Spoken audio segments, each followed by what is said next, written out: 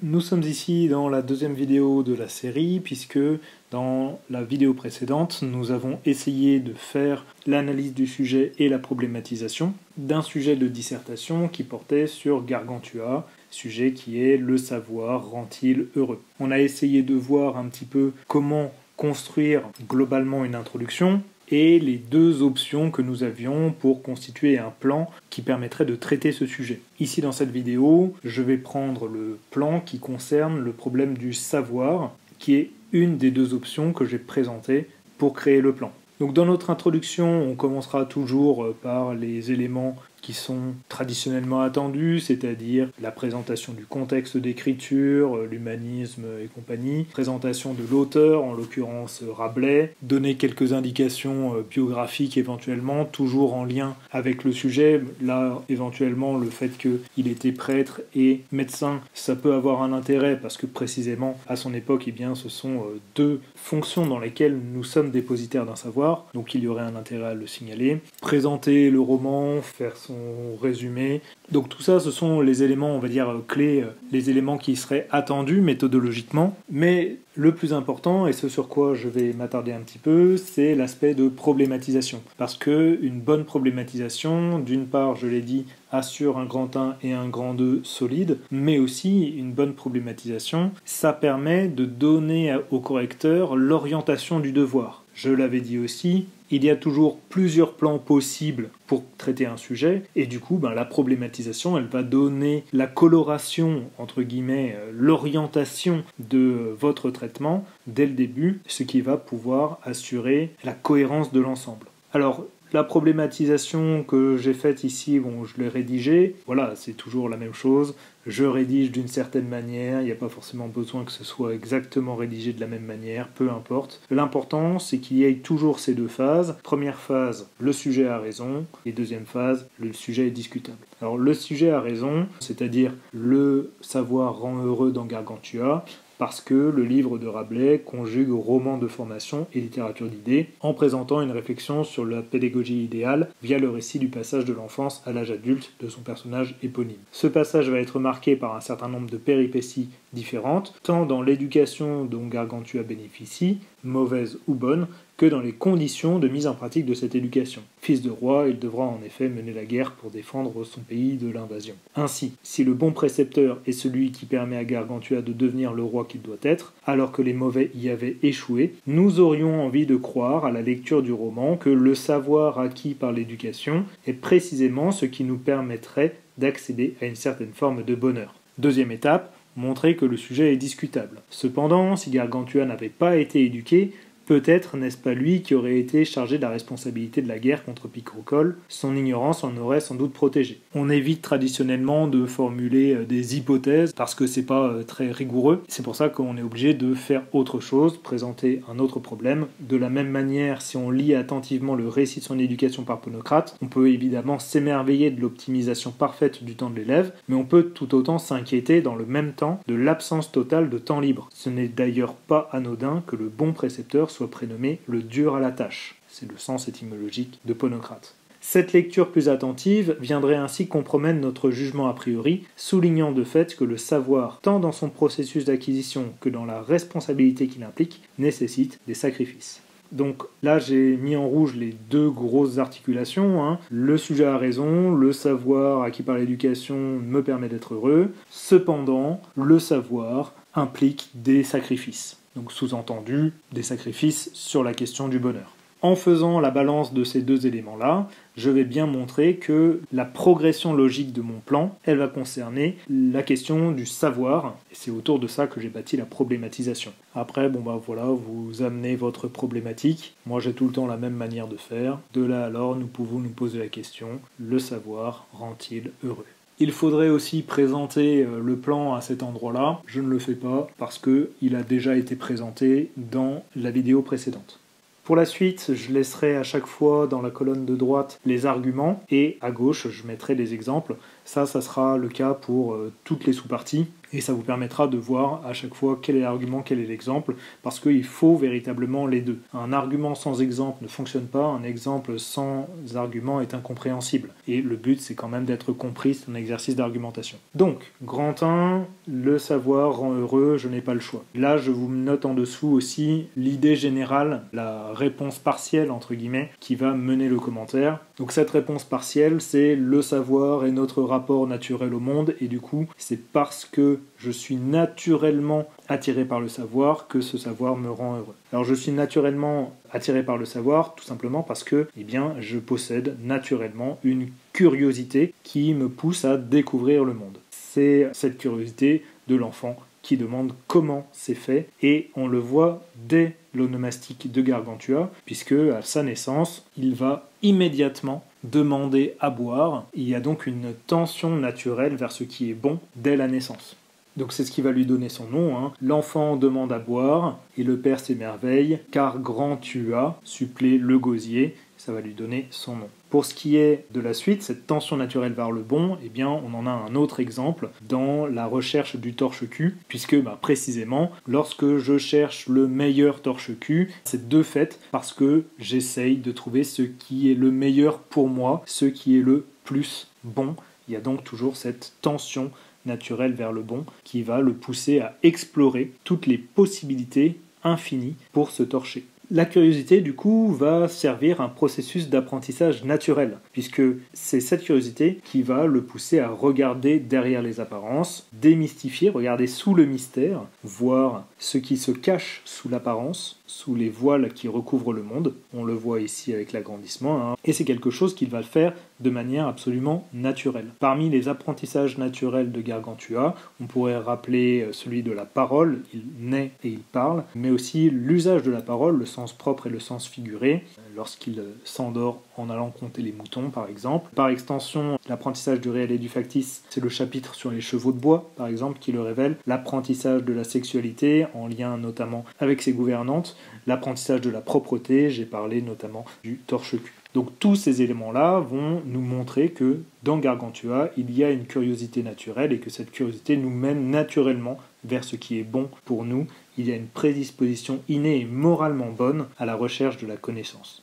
Ensuite, il faut bien voir que le roman en lui-même est construit comme un roman de formation. Alors un roman de formation, c'est un roman dans lequel on va montrer l'évolution d'un personnage, et dans notre cas, le récit de la vie de Gargantua va être l'occasion pour Rabelais de mettre en scène des théories et des pratiques éducatives. En l'occurrence, nous avons une grosse opposition entre les mauvais pédagogues, les sophistes, dans le camp desquels nous avons Joblin-Bridé et Tubal Holoferne, contre le bon pédagogue, en l'occurrence Ponocrate. Et donc non seulement on va avoir l'opposition de deux théories éducatives, mais aussi de la mise en pratique de ces théories via le récit de la formation de Gargantua. En l'occurrence, les mauvais professeurs, ceux qui ne savent pas faire grand-chose et qui du coup ne savent pas enseigner grand-chose, vont être rejetés. Et il est évident que la préférence, dans le cadre du roman Gargantua, va à Ponocrate. Par ailleurs, la progression du héros va être là aussi pour montrer un gain progressif de bonheur. Puisque, en effet, à partir du moment où Gargantua va être mis sous Ponocrate, il va commencer véritablement à grandir, il va commencer à être éduqué, et surtout, il va pouvoir passer tout simplement du moment où il est en PLS parce que ce qu'il a appris de ses mauvais maîtres ne lui sert à rien, à progressivement devenir le roi qu'il était censé être, puisque nous avons deux discours qui se répondent. Au début du roman, le discours face à Eudémon qui tourne mal, et à la fin, le discours au vaincu qui tourne bien. Donc on aurait bel et bien une progression qui serait visible, et qui serait une progression non seulement dans le savoir, puisque cette progression, elle se fait par le changement de professeur, mais c'est aussi une progression vers plus de bonheur, puisque contre démons, Gargantua pleure comme une vache, face aux ennemis vaincus, Gargantua fait preuve de magnanimité, de sagesse, et donc de bonheur. Enfin, le roman lui-même est construit comme un miroir des princes. Alors le miroir des princes, Et c'est exactement ça qui va être mis en abîme dans le fait que Gargantua naît par l'oreille de sa mère. De la même manière que le personnage Gargantua naît par l'oreille, eh bien le roman Gargantua doit naître par notre oreille. Il s'agit donc de mettre en abîme la réception de l'œuvre. Qu'est-ce qu'un miroir des princes ? Eh bien le miroir des princes, c'est un genre littéraire médiéval qui a pour but d'enseigner l'ensemble de ce qu'il faut savoir pour devenir un roi et notamment un bon roi. Ici, il faut donc bien voir la dimension de réception, c'est-à-dire qu'est-ce que le roman nous enseigne à nous lecteurs. Alors tout d'abord, nous avons tout un tas de vulgarisation scientifique qui va passer évidemment par les discours de Ponocrate, mais qui va passer aussi dans la narration elle-même, c'est-à-dire déconnecter des discours éducatifs. Je pense notamment à la description du combat de Frère Jean contre les ennemis qui envahissent le clos de l'abbaye de Seuilly et qui va servir à Rabelais de support pour déployer tout un arsenal de vocabulaire technique médical. Je vous en ai mis un exemple ici. Cet extrait-là, il est issu de la narration et il est donc bien à destination du lecteur et pas des personnages. De la même manière, le roman en entier va être construit comme une leçon de rhétorique puisque Rabelais va multiplier les différents types de textes, les différents types de discours qui doivent être maîtrisés par le roi à l'époque. Je vous en donne quelques-uns ici avec les exemples, la harangue, la déclamation, les formes versifiées, le dialogue ou propos de table, l'épistolaire, la liste, l'énigme. Tout ça, ce sont des genres littéraires traditionnels de la période humaniste qui doivent être maîtrisés par les dirigeants. Et toujours, ces éléments-là nous sont donnés à voir par l'exemple. C'est bien aux lecteurs qu'ils sont destinés. Ici, vous devez absolument faire une étape qui s'appelle la conclusion intermédiaire ou la conclusion partielle, peu importe son nom. L'intérêt, c'est de récapituler ce que vous avez exposé et surtout, c'est ça le plus important, quelle est votre conclusion intermédiaire, c'est-à-dire quelle est la réponse que vous pouvez donner à la problématique après avoir expliqué tout ce que vous avez fait. Alors, qu'est-ce que j'ai essayé de montrer ? J'ai essayé de démontrer que dans Gargantua, le savoir rendait heureux parce qu'il mettait en scène une curiosité naturelle qui va être validée par la formation par de bons professeurs et cette curiosité et cette formation vont être mises en abîme puisque le roman en entier met en scène l'éducation de son personnage et éduque en même temps son propre lecteur. Conclusion intermédiaire, donc réponse intermédiaire à la problématique. Gargantua est un roman qui théorise et met en pratique un rapport au savoir qui nous guide vers le bonheur. Nous sommes naturellement appelés à être savants et donc à être heureux. C'est là qu'apparaît la transition. La transition, c'est le moment où vous allez montrer qu'il y a quelque chose à discuter dans le jugement initial. Cependant, l'éducation de Gargantua, même s'il semble en sortir heureux, c'est ce que j'ai montré juste au-dessus, est tout de même menée à bien par un personnage dont le nom signifie étymologiquement « dur à la tâche », ce qui n'est pas a priori un indice de bonheur. Donc ici, l'enjeu du grand 2 va être non pas de dire « ce que j'ai dit dans mon grand 1 est faux », mais « ce que j'ai dit dans mon grand 1 n'est pas entièrement vrai ». Donc, dans certaines conditions, le savoir peut aussi rendre malheureux. Il ne rend pas heureux tout le temps. L'idée générale de la partie, le savoir nous est et nous reste extérieur, c'est ce qui le distingue de la connaissance, mais je ne vais pas m'étendre là-dessus dans ce plan-là, et c'est parce qu'il nous est et nous reste extérieur qu'il nous condamne au malheur. Alors il faut toujours le prouver de 3 manières différentes. Tout d'abord, l'apprentissage en lui-même est difficile. Je continue sur la lancée de ma transition. En effet, Ponocrate, l'onomastique, c'est-à-dire la construction de son nom, c'est le dur à la tâche. Et donc, si le bon précepteur est appelé le dur à la tâche, c'est sans doute un indice du fait que, apprendre, ça n'est pas forcément très rigolo. De la même manière, le travail en lui-même pose un problème, parce que Ponocrate est celui qui, effectivement, met Gargantua au travail. Le travail, son étymologie, c'est le tripalium, et le tripalium est un objet de torture. Lorsque Ponocrate met Gargantua au travail, c'est aussi une torture pour Gargantua, qui jusque-là avait eu une vie relativement cool. De la même manière, on va opposer la discipline de Ponocrate, l'optimisation parfaite du temps, avec le laxisme des précédents professeurs. Simplement, là encore, il faut bien entendre ce que l'on dit, puisque la discipline est mère de sagesse, certes, mais surtout, le sens du mot, c'est la règle monastique. De cela découle l'idée de châtiment imposé par la règle, et donc d'instrument de flagellation. Et il faut moins imaginer le professeur sexy et sa grande baguette que finalement une discipline qui serait bien plus punitive. Et même si nous n'en avons pas d'exemple concret dans le roman, le fait que Ponocrate le mette au pas, promeuve une éducation qui passe par la discipline, eh bien aussi pourrait sous-entendre que l'apprentissage sera difficile. De la même manière, les personnages de savants dans Gargantua sont ridiculisés. En effet, les deux pédagogues dont nous avons parlé vont être rejetés. Toujours sur le point de l'onomastique, Jobelin bridé, un Jobelin c'est un individu fou ou c'est du jargon qui permet d'attraper les jobards, c'est-à-dire les crédules. De la même manière, Tubal Holoferne, Tubal signifie en hébreu confusion. Et à travers son nom de famille, Holoferne,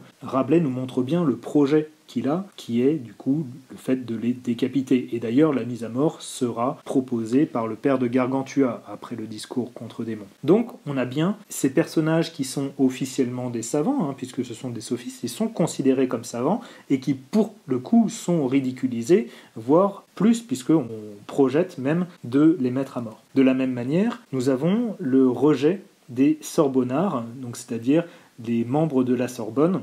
Et ici, on peut s'intéresser au personnage de Janotus de Bragmardo. Alors là encore, au niveau de l'onomastique, eh bien, on peut avoir un indice, puisque Janotus, c'est le petit Jean, on va juste rajouter le suffixe us pour faire comme si c'était latin, mais en réalité, il s'appelle Jeannot, c'est le petit Jean, c'est le débile du coin. La particule aussi de Bragmardo va insister sur une noblesse qui peut-être est tout aussi illusoire que son étymologie latine. Et évidemment, le nom de famille est lui aussi ridicule, puisque le Bracmar, c'est une épée courte, mais c'est du coup évidemment aussi une métaphore du sexe masculin. Et c'est forcément quelque chose qui pousse à se moquer du personnage. De la même manière, son discours lui-même, la harangue de Janotus de Bragmardo, n'a aucun sens. Non seulement elle n'est pas efficace au niveau des arguments, mais même en termes de syntaxe, en termes de vocabulaire, dans tous les termes de l'efficacité du discours, il n'y a rien qui va. Et lui-même qui avait été élu pour aller chercher les cloches de Notre-Dame, eh bien il va forcément devenir ridicule. Enfin, les conseillers militaires de Picrocole eux-mêmes vont être ridiculisés, puisqu'ils sont conseillers, ils sont censés être savants, et pourtant ce sont eux qui vont pousser Picrocole à la faute et qui mèneront finalement à son échec. On pourrait ici faire une lecture du chapitre 33 sous le mode de l'ironie tel que l'a décrit Bergson dans Le Rire, puisque l'ironie selon lui c'est de décrire des choses telles qu'elles devraient être en faisant semblant de croire que c'est ainsi qu'elles sont, et c'est exactement ce que font les conseillers de Picrocole dans ce chapitre. C'est bien pour ça qu'ils sont ridicules d'ailleurs. Enfin, le savoir peut aussi rendre malheureux, tout simplement parce que la confrontation au réel est déceptive. Et en effet, à de nombreuses reprises, dans le roman, il va y avoir une opposition entre la théorie et la pratique. La pratique venant très souvent contrer la théorie. À l'intérieur de la diégèse, c'est-à-dire dans le cadre de l'histoire, tout d'abord, eh bien, on a cette fameuse battle entre Gargantua et Eudémon. Eudémon va venir faire un discours devant Gargantua et son père, et lorsque l'on va demander à Gargantua de lui répondre, eh bien, cela va mal se passer. De la même manière, les fameux conseillers de Picrocole, dont nous parlions juste avant, qui allaient jusqu'à dire à leur roi qu'il pourrait assez facilement devenir maître du monde, eh bien, vont le mener à sa perte. Dans les deux cas, la théorie des professeurs ou des conseillers vont mettre les élèves ou le roi qui est conseillé en PLS. Évidemment, vous n'utilisez pas PLS dans votre dissertation, vous adaptez, mais c'est de l'impro. Donc, dans la diégèse, dans l'histoire, nous est mis en scène justement cet échec de la théorie. Mais hors de la diégèse aussi, il va y avoir cet échec qui est présent. Puisque si on considère que le roman fait partie de la littérature d'idées, si on considère qu'en fait il nous parle du réel, alors on est obligé de considérer aussi que ce qui est critiqué, à savoir la mauvaise éducation, la confusion entre la foi et la superstition, etc., eh bien ce sont des choses qui se passent dans la réalité. Comme si finalement, eh bien, la réalité était fondamentalement mauvaise. En tant qu'œuvre satirique, du coup, forcément, elle repose sur la dénonciation d'un état de fait qui est malheureux dans le réel et qui pourrait amener à proposer des contre-modèles idéaux dont on sait qu'ils n'existent pas. En l'occurrence, ici, le récit de Gargantua aboutit à Thélème. Et Thélème est une utopie dont on nous dit qu'elle est effectivement un modèle idéal. Thélème qui est construite, même en termes génériques, je ne m'étends pas dessus, mais comme une utopie, Eh bien, en fait, lorsqu'on lit dans le détail, eh bien, il n'y a pas de cuisine à Thélème. Ce qui fait que ce modèle est forcément non viable. On sait qu'il s'agit d'un idéal, et on sait de fait que cet idéal ne peut pas exister. Ainsi, Thélème serait le symbole du fait qu'on ne peut qu'être déçu de notre monde. Conclusion intermédiaire, donc dans certaines conditions le savoir peut aussi rendre malheureux puisque l'apprentissage est difficile, les savants eux-mêmes sont ridiculisés et en plus la confrontation au réel est souvent déceptive. Conclusion intermédiaire, Gargantua est un roman qui présente l'acquisition du savoir comme une épreuve dont le surpassement ne garantit pas nécessairement le bonheur. Être plus savant, c'est aussi avoir plus d'opportunités de déception. Je pourrais m'arrêter là pour le bac, mais en réalité, je ne peux pas vraiment m'arrêter là si je veux aboutir à une réponse définitive, parce que pour l'instant, si je fais une conclusion générale ici, je vais juste pouvoir dire le savoir, ça peut rendre heureux, mais ça peut aussi rendre malheureux, du coup, ça dépend des cas, et ça, c'est quelque chose qu'il ne faut pas faire, jamais, en dissertation au bac. Donc, pour pouvoir avoir une réponse définitive, eh bien, dans mon cas, il va me falloir passer par un grand 3. Ce grand 3 est annoncé par une transition, pourtant, on ne peut pas nier que le roman met en scène des personnages finalement heureux, mon grand 1 était quand même vrai, les différents conflits de l'histoire ayant été réglés et vise le bonheur pour ses lecteurs, conformément à sa référence liminaire à la vertu purgative du rire. En dernière instance, on vise tout de même le bonheur. La question va être de savoir comment. En réalité, dans Gargantua, le véritable bonheur réside dans l'effort fourni pour acquérir la connaissance, c'est-à-dire qu'ici, on ne va pas s'arrêter à la première déception, il faut surmonter cette déception, et c'est le fait de la surmonter qui peut-être ne garantit pas le bonheur, mais garantit le bonheur de manière paradoxale. Le savoir nécessite un effort pour être connu, et c'est cet effort qui nous rend heureux. Si le travail est une torture, comme nous l'avions dit en 2, eh bien en fait c'est aussi un remède à l'ignorance, et il faudrait reconsidérer la véritable étymologie du travail, parce que comme le dirait Mariette Darigrand, travail ne vient pas de torture. Il ne faudrait pas dire non plus que c'est une étymologie fausse, mais c'est en tout cas une étymologie discutable, en débat, et en l'occurrence, le travail c'est aussi ça. Alors vous me direz, ça ressemble aussi à un appareil de torture, mais en fait non, parce que ça, c'est un outil qui va être utilisé par le maréchal Ferrand, de manière à immobiliser les grands animaux, que ce soit des chevaux, des bœufs, etc., pour pouvoir les soigner. Et en fait, du coup, le travail, c'est certes quelque chose qui nous immobilise, mais c'est aussi quelque chose qui nous immobilise pour notre bien. Et ce serait l'occasion de rappeler ici la valeur purgative et cathartique du rire dans le roman. Parce que, effectivement, on pourrait interpréter le vomissement initial face à l'éducation de Ponocrate comme quelque chose qui me met dans le mal, mais en même temps, ce vomissement est l'effet d'une purgation qui va être permise par Séraphin Calobarcy, anagramme de François Rabelais dans la première édition, ou du médecin Théodore dans la seconde édition, en 1535. Théodore signifiant étymologiquement le cadeau de Dieu. Donc en fait, ici, ce vomissement a bien une valeur purgative. De la même manière, il ne faut pas oublier que Rabelais est médecin, et c'est précisément comme médecin qu'il faut aussi considérer son œuvre. En l'occurrence, dès le prologue, il va nous dire que son œuvre est construite comme un silène. Et il va donner la définition du silène. Le silène, c'est aussi les boîtes dans lesquelles nous allons trouver les inappréciables drogues, à savoir les médicaments. Les drogues sont inappréciables, non seulement parce qu'elles sont inestimables, elles valent cher, mais elles ont aussi un mauvais goût. Mais on les prend pour notre bien, son œuvre est un médicament, et du coup, le savoir que l'on va tirer de son œuvre fonctionne bel et bien comme un remède à notre ignorance. Il est peut-être ardu, mais il est là pour notre bien. De la même manière, tout le roman va traiter des métaphores de l'assimilation. Tout d'abord, au niveau du savoir en lui-même, qui va être modalisé par la question de la digestion. Digérer, c'est mettre quelque chose dans sa bouche, ce quelque chose nous traverse, ressort de l'autre côté, mais il y a des choses qui me restent, qui me constituent, qui me permettent de grandir. Que me reste-t-il de ce que j'ai ingéré, ce qui est devenu moi? Qu'est-ce qui ne reste pas, ce que mon corps a rejeté? Alors, effectivement, il y a des vomissements, il y a des diarrhées dans Gargantua, mais l'effort que je fais pour retenir les choses en moi, le fait de serrer les dents pour garder les morceaux, ou de serrer les sphincters pour pas en mettre de partout, eh bien, c'est ça qui est important. De la même manière, on pourrait considérer la notion de conquête, qui est la deuxième grande métaphore de l'assimilation, puisque Gargantua va mener la guerre contre Picrocole. Alors il s'agit évidemment d'une guerre de défense, pas de souci. Par contre, cette guerre de défense, elle a aussi pour effet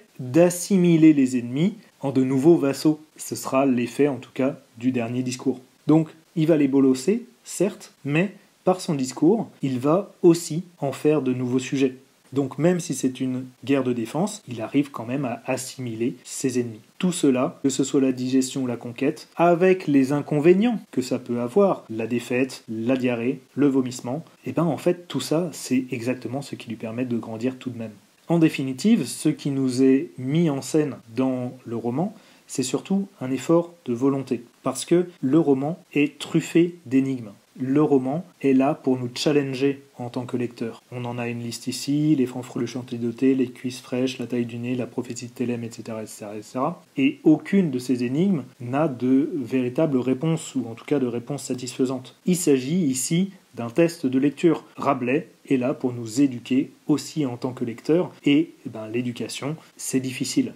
Nous l'avons montré, mais c'est ce qui me permet, lorsque je surpasse la difficulté, d'être plus heureux. Gargantua est toujours une œuvre qui naît de sa réception. Gargantua naît par l'oreille. De la même manière, la métaphore de l'os à moelle va être ici aussi explicite quant à l'objectif que doit poursuivre le lecteur. En l'occurrence, briser l'os pour sucer la moelle, puisque c'est ça qui va le nourrir. C'est ça qui le fera grandir. Mais il faut rompre l'os. Enfin, l'idéal de Thélème en lui-même, même si nous avons dit qu'il s'agissait de quelque chose d'idéal et donc d'inatteignable, en fait, il faut là encore se pencher sur l'étymologie. Thélème signifie étymologiquement volonté. Et c'est précisément cette volonté qu'il s'agit de mettre à jour, de mettre en scène. L'idéal, ce n'est pas Thélème. L'idéal, c'est l'effort de volonté. C'est à ça que nous enjoint Rabelais dans son œuvre. Conclusion intermédiaire, en réalité dans Gargantua, le véritable bonheur réside dans l'effort fourni pour acquérir la connaissance, parce que le travail est moins une torture qu'un remède, et cela va être montré par les métaphores de l'assimilation qui vont insister, non seulement dans la diégèse, mais hors de la diégèse, sur la nécessité de l'effort, un effort de volonté. Gargantua est donc un roman qui nous parle moins du savoir que du processus d'apprentissage. Il met en scène une joie de l'effort, plaçant le bonheur dans l'acquisition de la connaissance, plus que dans le savoir lui-même. Ici, pas de transition, évidemment, puisque je passe à la conclusion définitive. Traditionnellement, je conseille de répéter la problématique. Ça permet au correcteur de voir que vous passez à la conclusion, mais c'est surtout pour vous, parce qu'il faut bien intégrer le fait qu'il faut répondre. Et le fait de la redonner, eh bien, ça nous rappelle qu'il lui faut une réponse. La conclusion est toujours fondée de la même manière, c'est-à-dire qu'il faut passer par le blabla, par le rappel du développement, et ça, on n'a pas le choix, il faut s'y astreindre. Ce rappel du développement, il va rappeler non seulement les grandes parties, mais aussi les sous-parties. Il faudrait le rédiger, donc dans Gargantua, le savoir rend heureux parce qu'il met en scène une curiosité naturelle dans le cadre d'un récit de formation qui a vocation à devenir un miroir des princes, c'est-à-dire qu'il met en scène quelque chose qu'il pratique lui-même. Mais dans certaines conditions, le savoir peut aussi rendre malheureux, puisque l'apprentissage reste difficile et les personnages de savants ridiculisés, tout cela nous mettant en scène une confrontation au réel déceptive, c'est-à-dire que plus je suis savant,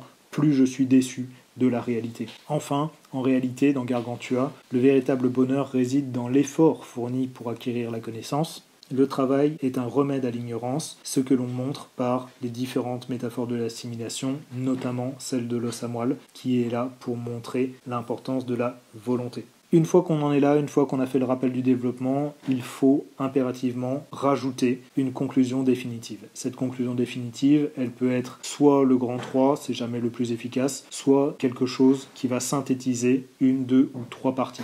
Donc la réponse définitive que je vous propose ici sera la suivante.